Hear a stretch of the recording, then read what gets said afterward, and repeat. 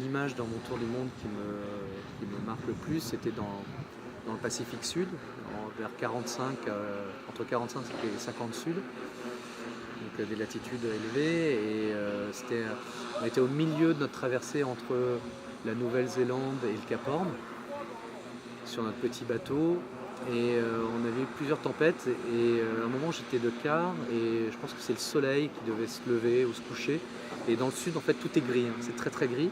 Et de temps en temps, on a un peu d'espace dans le ciel sans nuages, et on voit le soleil qui arrive. Et comme on voit très peu de lumière, quand il y a un peu de lumière, vraiment ça éclabousse tout, c'est assez impressionnant.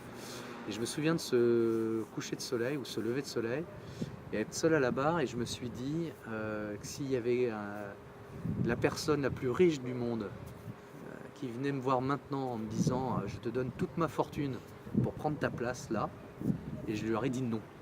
Et je me suis dit ça, j'ai jamais eu le sentiment d'être autant à ma place et d'avoir un bonheur absolu qu'à ce moment-là. Et c'est quelque part, je pars un peu à la recherche de ce moment-là aussi.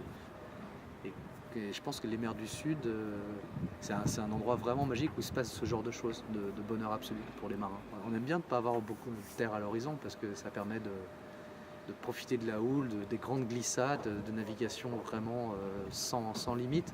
Et puis surtout, il y a un sentiment d'exclusivité très fort. On a l'impression que le monde a été créé que pour soi. Donc et tout ce qu'on voit, on le voit que pour ça, mais on le sent beaucoup en bateau.